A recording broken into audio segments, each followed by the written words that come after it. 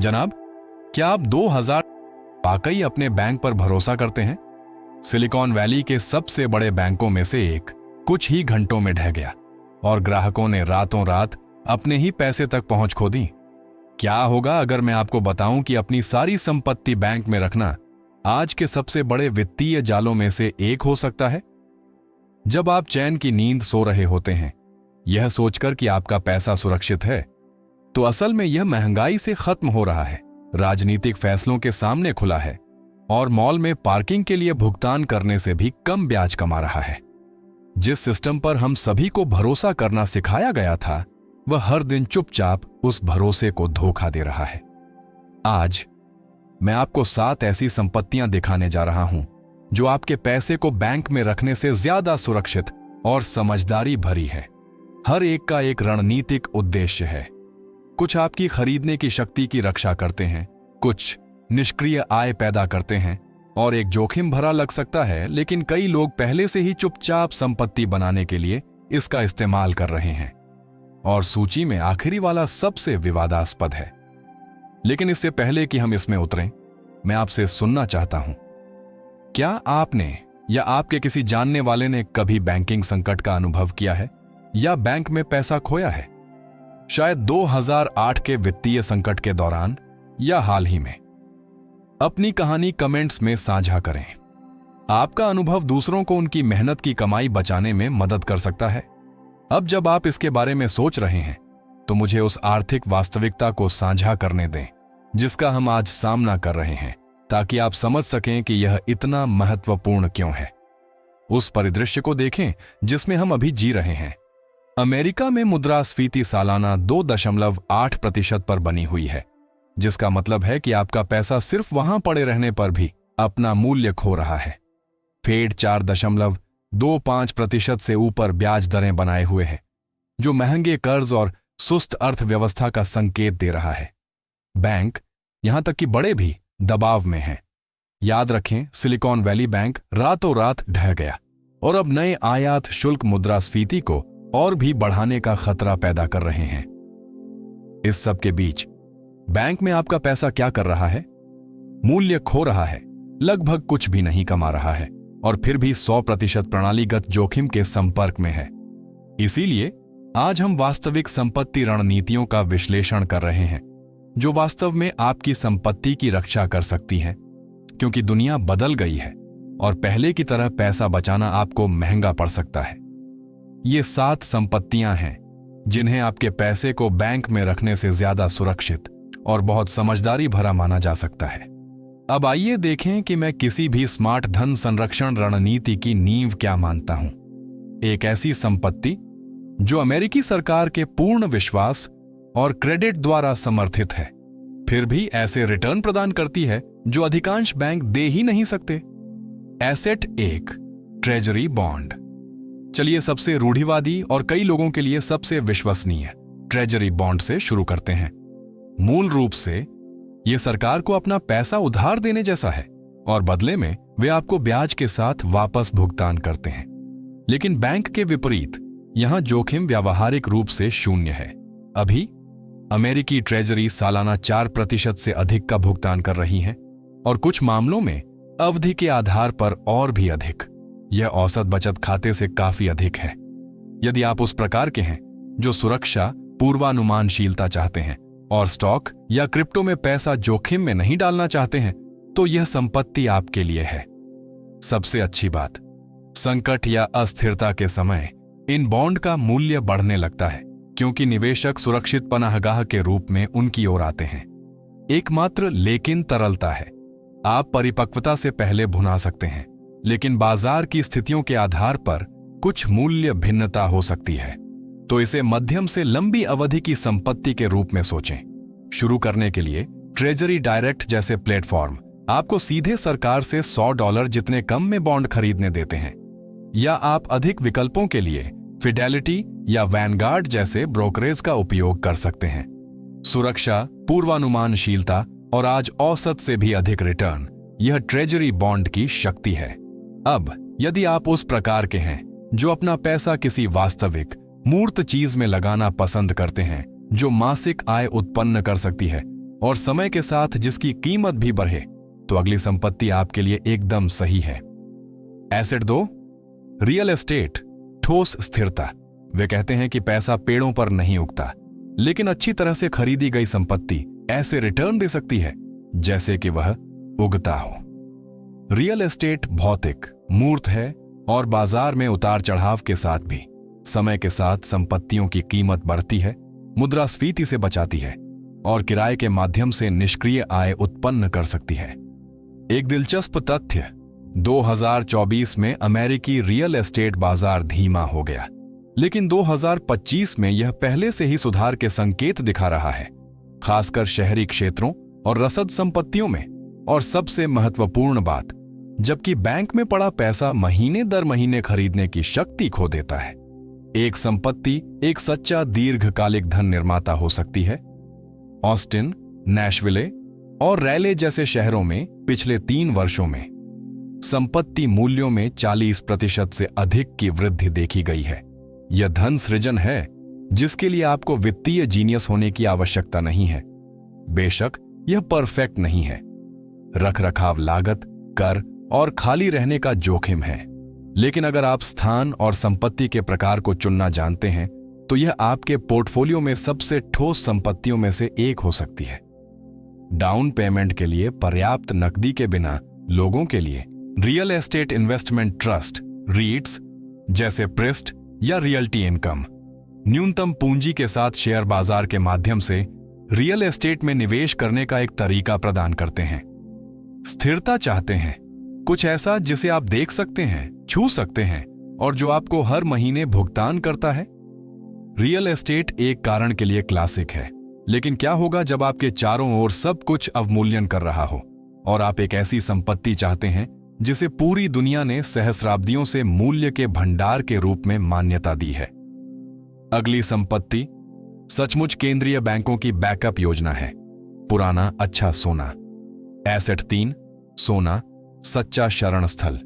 जबकि सरकारें पैसा छापती हैं और बैंक संकट और विलय के बीच जीते हैं, सोना वहां अछूता, अपरिवर्तित रहता है।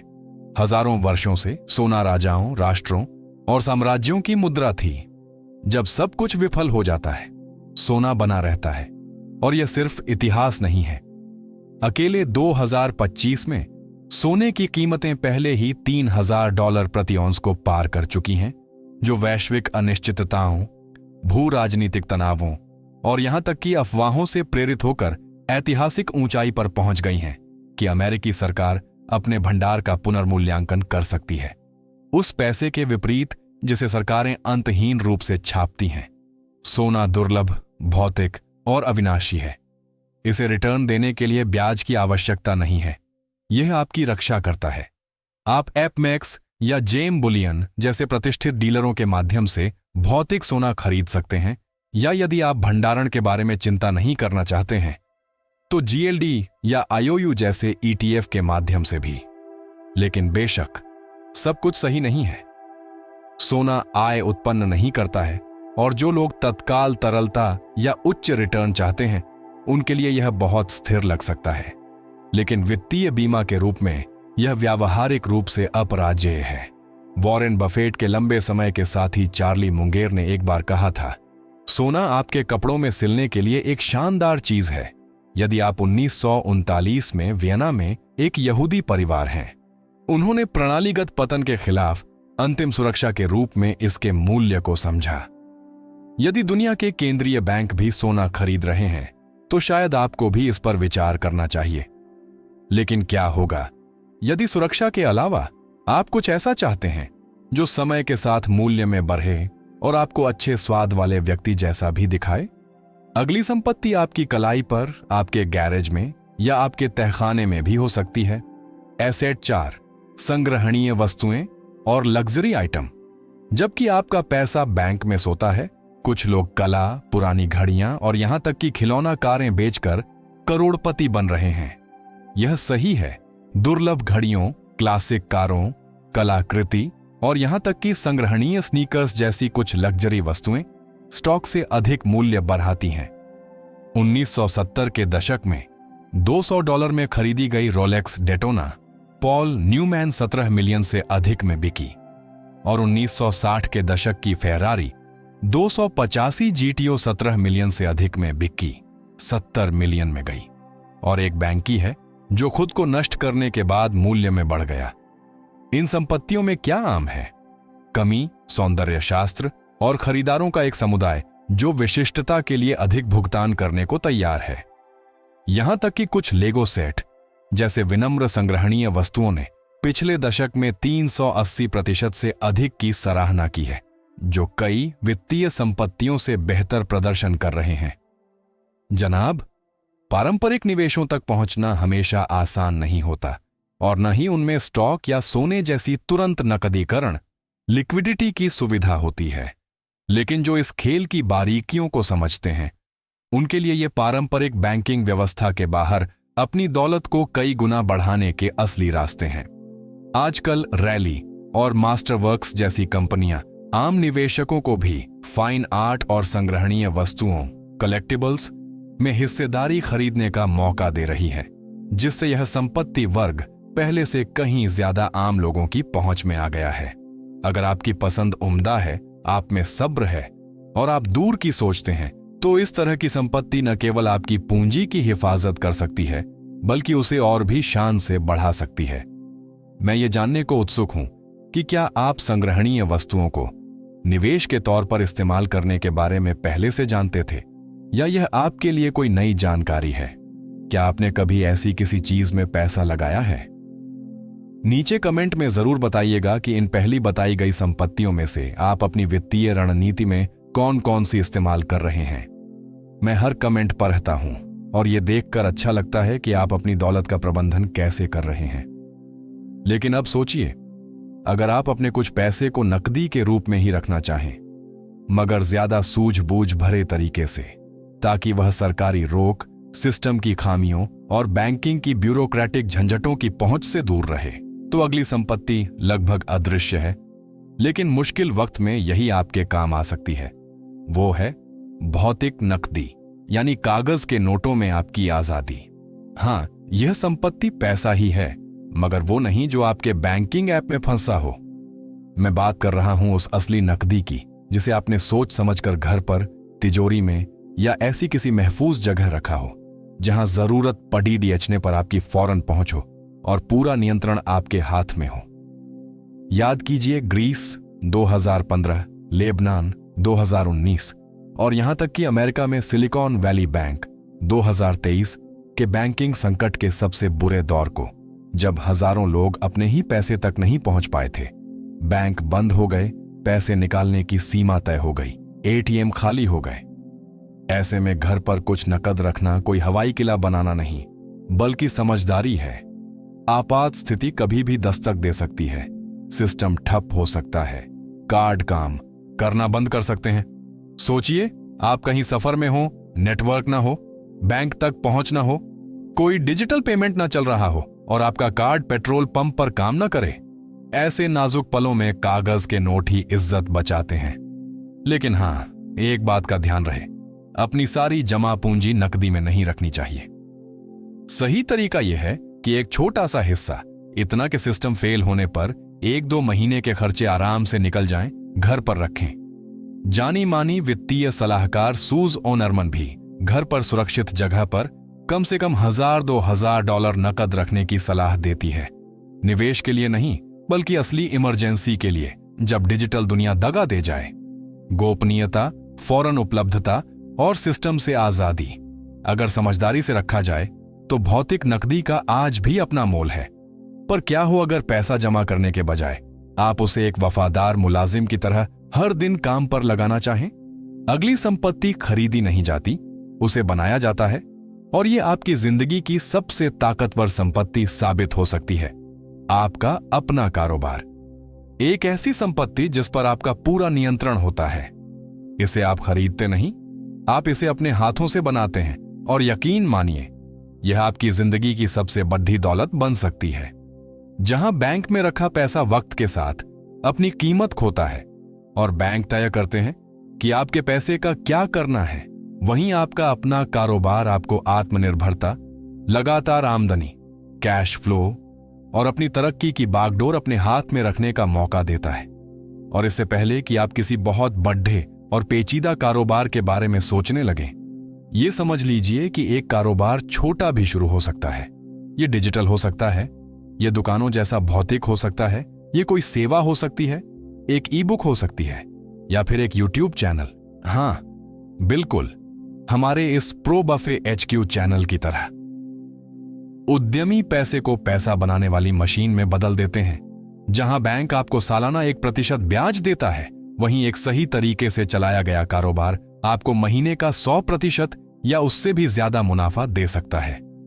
सोचिए, आपके मोहल्ले में जॉनी पिज्जा वाला, उसने शायद एक छोटे से ओवन और काउंटर से शुरुआत की होगी और आज उसके 3, 5 या 10 आउटलेट हो सकते हैं, सिर्फ इसलिए क्योंकि उसने पैसे को अपने लिए काम करने देने का फैसला किया, न कि उसे बेकार पड़ी DHA रहने दिया। और ये मत सोचिए कि ये सिर्फ अरबपतियों के लिए है। जेफ बेजोस ने अपने गैराज से किताबें बेचना शुरू किया था।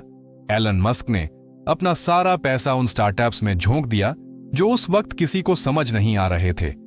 सारा ब्लैकली ने सिर्फ $5,000 से स्पैंक्स शुरू किया और महिलाओं की रोजमर्रा की एक आम सी परेशानी का हल निकालकर अरबपति बन गईं।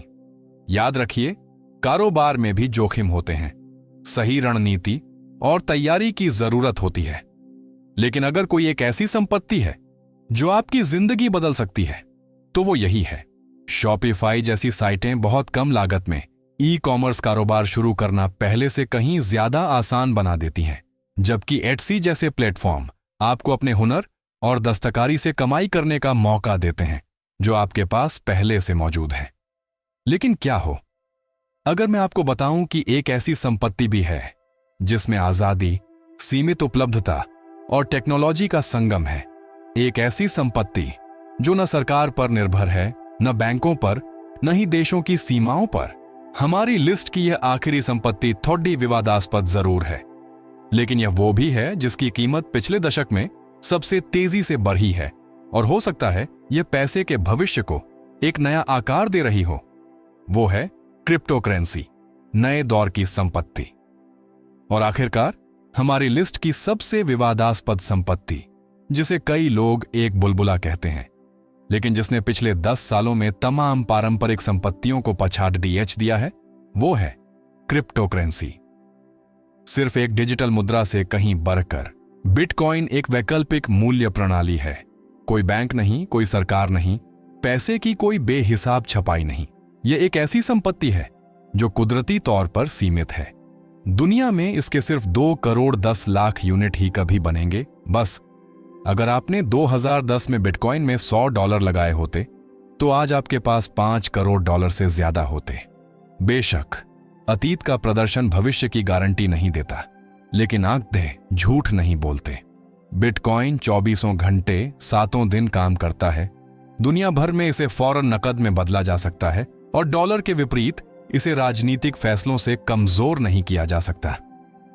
माइक्रोस्ट्रेटजी के CEO माइकल सेलर ने अपनी कंपनी के $4 अरब से ज्यादा के खजाने को बिटकॉइन में बदलकर अपनी कंपनी की काया पलट कर दी और इसे डिजिटल सोना और बढ़ती महंगाई के खिलाफ सबसे बड़ा कवच बताया।